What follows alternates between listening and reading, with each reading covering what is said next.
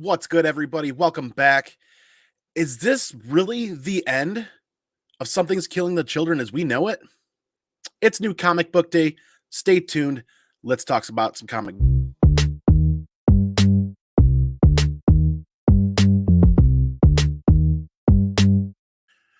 Welcome back, everybody. If this is your first time here, hit that subscribe button. Smash those notification bells. Hit a reaction button down there, too. It really helps the channel out. I really appreciate it and love talking comic books with you guys. I'm all jacked up on coffee. Let's try not to get too tongue-tied as we get into this, but is this really the end of Something is Killing the Children as we know it? They're going on a massive isn't really the right word I'm looking for. They're on a couple-month hiatus now after today. Close of the story arc. It was a good read. Hope you guys enjoyed. I really enjoyed it. Let's hit up this chat really quick. Good to see everybody this morning. Remy Q Studios, thanks for being here. CFAP number 1, hello, sir. Comic book poser, holy sheet, here we are. William Smallwood, good to see you. So yes, once again, I pose this question. Is this really the end for Something is Killing the Children as we know it? I pose that question because it's not truly the end. We know we're going to see more of Something's Killing the Children, but as we know it, are we going to get back to Erica Slaughter as we've come to know her right now? Will we see this? It's new comic book day. Like I said, I'm all jacked up on coffee. I hope you guys are really ramped up for today and really looking forward to some amazing reads because there's some good reads. There's some great reads out today. We got a much smaller stack. We'll get into that in just a minute here. But yes, once again, please hit that subscribe button. Smash one of those reaction buttons. Kick that notification bell. It really helps the channel out. And I love talking comic books with you guys. It's great to see everybody this morning. You know, Dale, good to see you, man. Funky Sloth Comics, thanks for being here. But yeah, small stack of books. Let me get right into the very beginning. Something's Killing the Children 15. End of the story arc. Amazing cover. I really like what they did with this. I'm not going to spoil it. Spoiler-free reviews. It was good. Could it have been better? Slightly, but I think they did a really good job because there's some things to factor into here. Like, if I remember correctly, they didn't really plan on this getting as much attention as it has or becoming the read that it has become, right? I don't think they envisioned this to continue to be an ongoing series by any means. So they are for sure going on a couple month break. When are they coming back? What was it? Back in April, I think it is, roughly. So if they're coming back in April, they're going to be gone a couple months. But the interesting thing that I'm reading online and hearing from a lot of you guys and a lot of people talking in communities and groups, they're not coming back to the Erica Slaughter as we know. You guys can correct me if I'm wrong down in the comments or here in the live chat.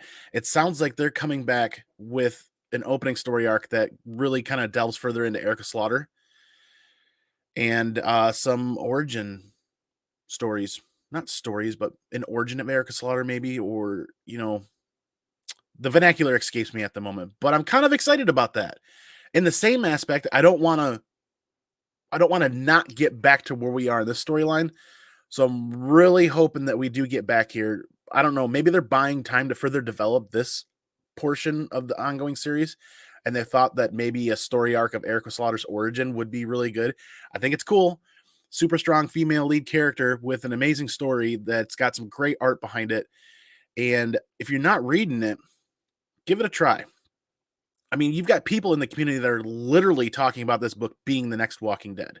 Several people, not just one corner or one aspect or one brand talking about this. There are several people in the community, many people in the community that now feel like this is the new Walking Dead that's out right now. Whew, like I said, all jacked up on coffee. I was lucky enough that not only did I get cover A, but I did get the 1 in 25, which is absolutely dope. Super, super, super cool. Glad I got that. The asking prices on eBay were really high. I don't know what's going to happen with today with the secondary market. Typically, when you see a lot of ratio variance hit on New Comic Book Day, the prices tend to get cut drastically as people undercut each other and start moving issues and start moving copies of that book. I don't know where that's going to land. I really don't, because you're talking about the tail end of a story arc, and usually when an indie kind of goes 10, 11, 12, 13, 14, 15 issues, less and less people order it. There are less and less readers. Sometimes people only stay on for the first 6 issues. And I don't know what the print run's going to end up being for number 15, so I have no idea where the 1 in 25 is going to land. But I will say this, that I noted at my LCS, after they filled the polls for their members, there was a very small stack left over of issue 15. Tells me one thing. Obviously, they didn't order very many, but if they didn't order very many, and they don't order very many, and they don't think they're going to sell very many, what's happening with the hype? Are people really trailing off on this? Are people coming to a decision to stop reading this book?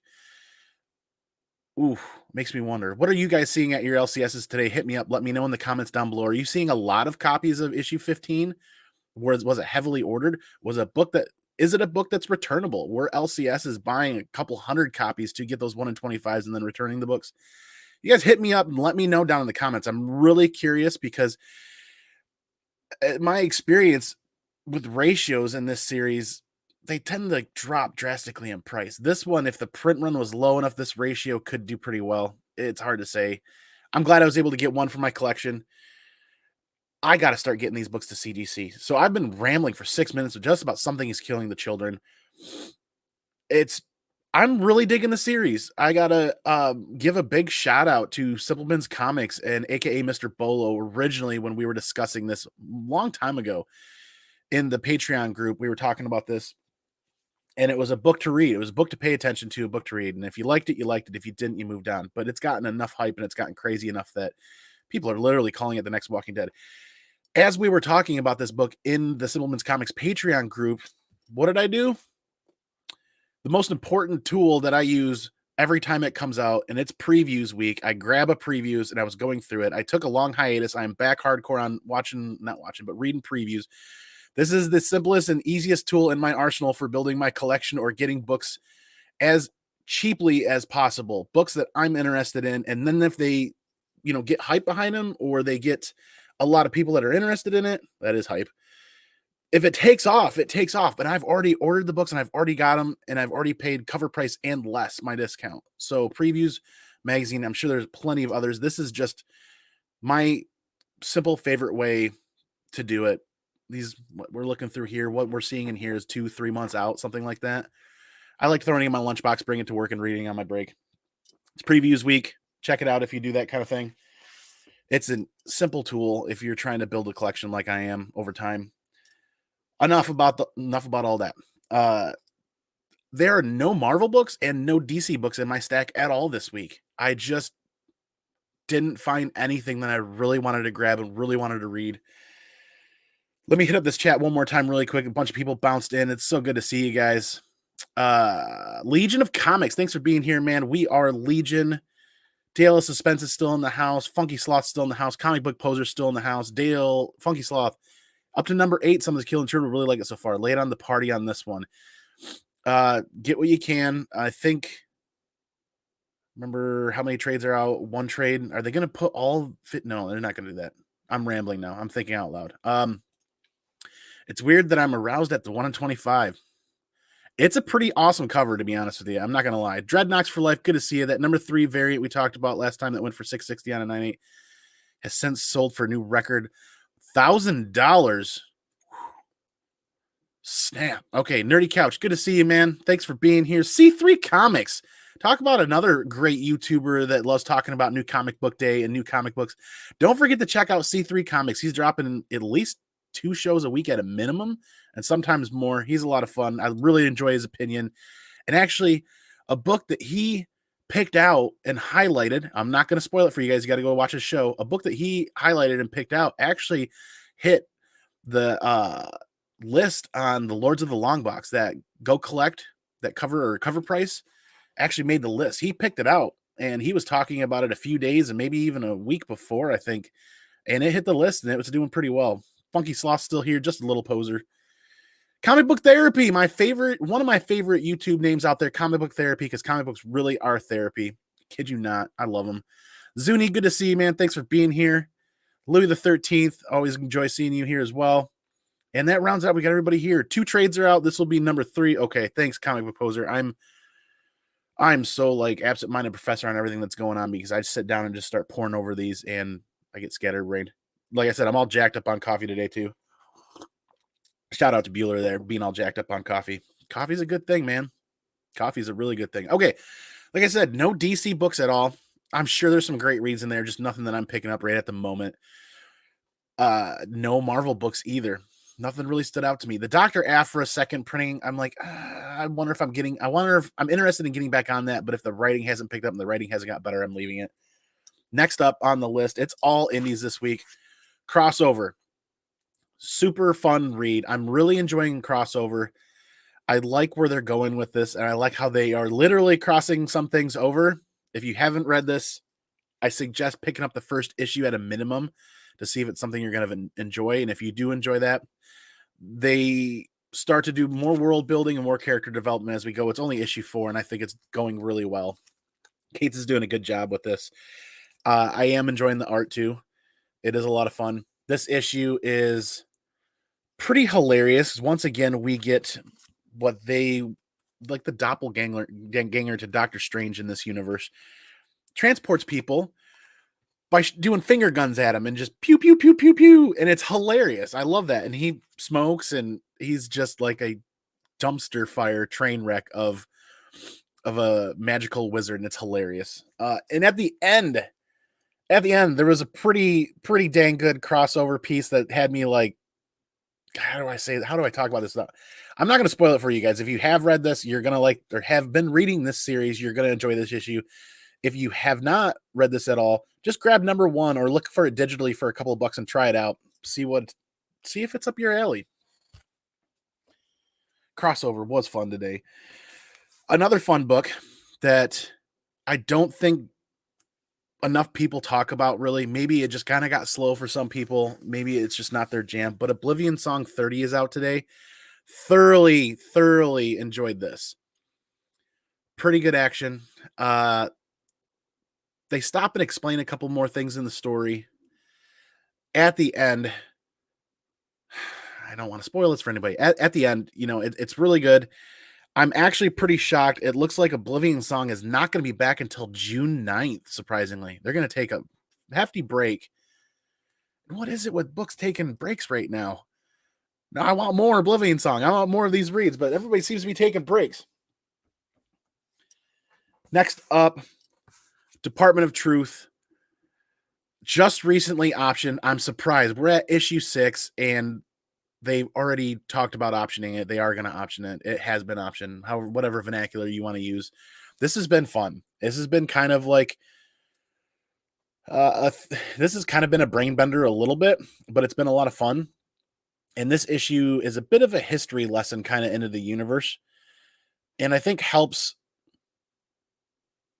the reader understand a little bit more how things started, so to speak. Good read. Really looking forward to the next issue.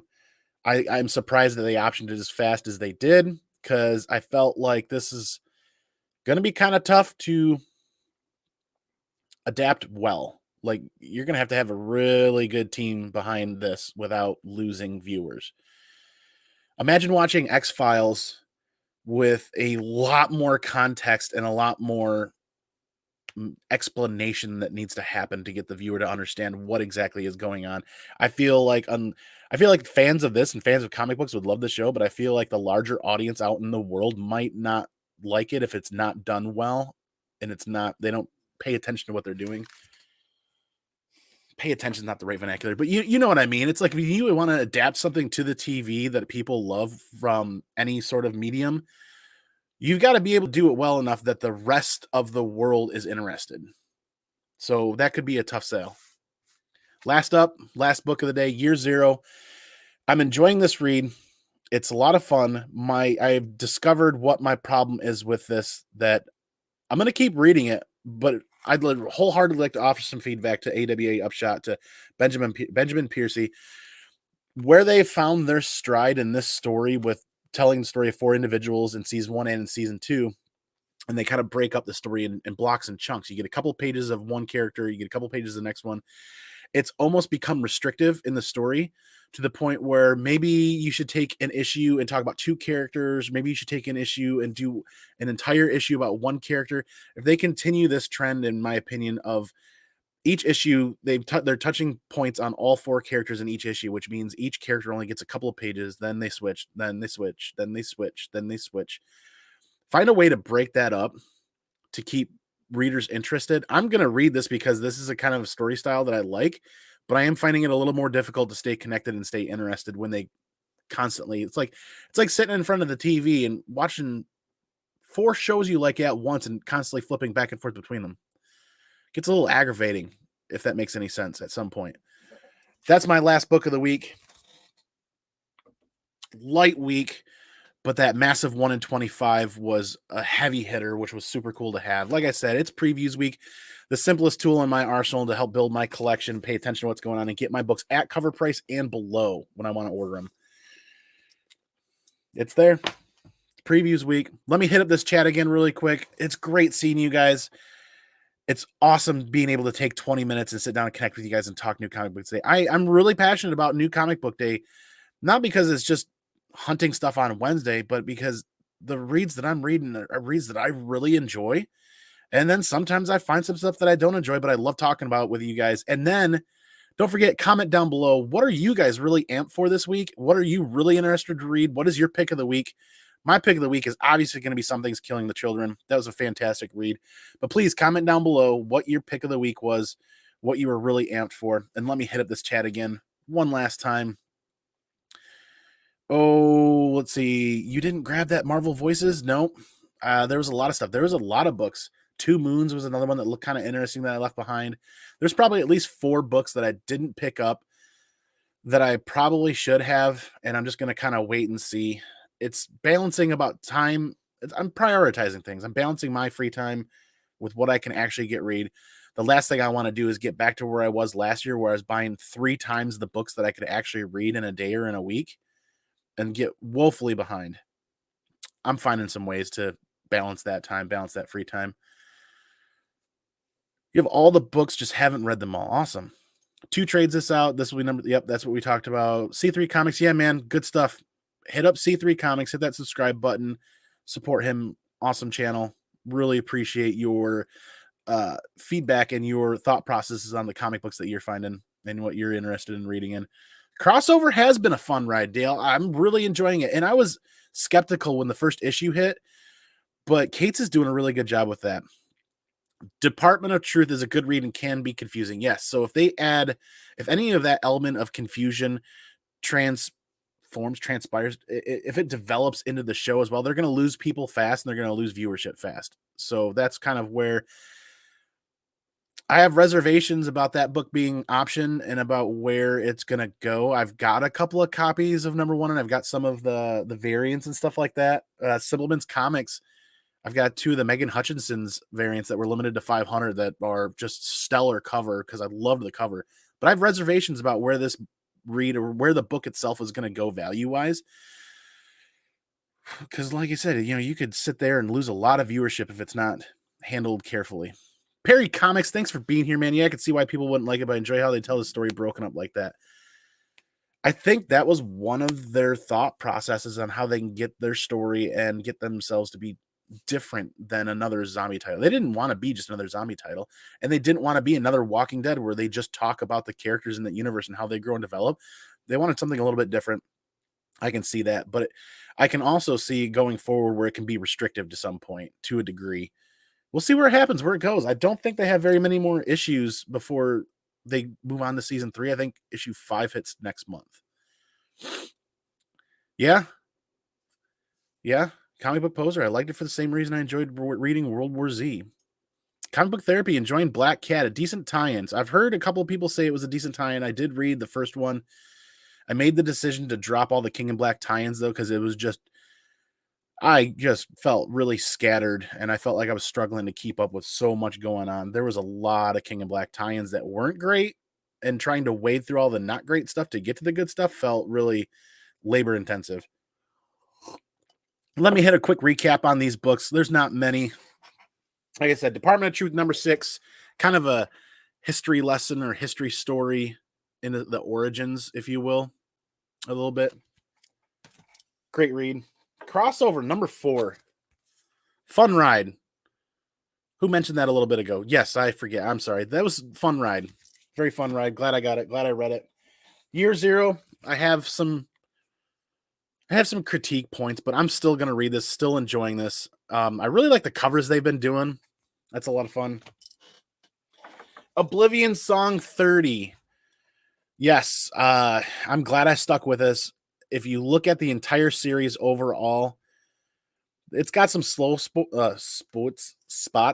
It's got some slow spots, but in the end, this issue delivers, and they did a really good job with this. And now they're going on what? Back in June. Oh man, not back until June. That's going to be a long wait. Hopefully, it goes fast, and we can get back to this because I cannot wait to see. Based on what happens at the end of this book, I cannot wait to see how things go or how things happen going forward now. Something's Killing the Children, cover A, fantastic read. My pick of the week. This was what I was super amped for, if you couldn't tell with the thumbnail and with the title. And I really wanted to pose that question. Is this the end of Something is Killing the Children as we know it? God, I hope not. I pray that it's not. Because, yes, they are coming back after a short break, but they are not coming back to this story arc. So if they're not coming back to this story arc, please, for the love of God, I hope they come back to this story arc. I mean, obviously, it's just speculation at this point. It's just hearsay and what I've read and seen online, what people have talked about. If I was smart, I should probably get on Instagram or Twitter and look up Boom Studios and Ross Ritchie and see what they verbatim had talked about and what they've said. And that's what I should have brought to the show today. Either way, last up was that 1 in 25, absolutely stunning Killing the Children cover. And if that doesn't tell you what's going on in this story, man. That's my pickups for the week. Once again, everybody, please subscribe to the channel. It really does help out quite a bit, and it provides a lot of motivation for me to sit down and talk comic books with you guys because I really love it and enjoy it. This connective tissue that we have, comic books. Hit the notification bell so you know when I'm dropping content, and smash one of those reaction buttons. Just like on Christmas Day, just get in the elevator and smash every one of the floor buttons for me and stop at every level and check it all out. Really appreciate it. James, good to see you, man. Sorry for you're a little late, but I just did the recap. I'm going to end the show now, so it'll post to the channel pretty quickly. You can catch the replay there. Thanks for being here, man. Comic Book Therapy, once again, thanks for being here. Marvel needs to take a lesson from DC. Interesting. I've heard vice versa. I mean, I've heard two sides of the coin there. Something's Killing the Children 15 variant from Golden Apple, I think is. So, ooh, yeah. There are some great covers that it's one of those things. I've kind of reduced how much I'm spending every week, and to order all of those be a daunting feat. But yeah, Don Davis, thanks for stopping in. Just ending the show. Thank you again, everybody. Jacked up on coffee, jacked up on you guys. Great energy. Please take this great energy, carry it forward, pay it forward. Enjoy your Wednesday. Look forward to some amazing reads. Look forward to your guys' comments down below. What were you guys looking forward to today? But you guys know how I do it. I'm going to go peace out. I'm going to go pinkies out. Catch you on the flip side for the next video. And everybody remember, all day, every day, most important part. Be excellent to each other. And party on, dudes.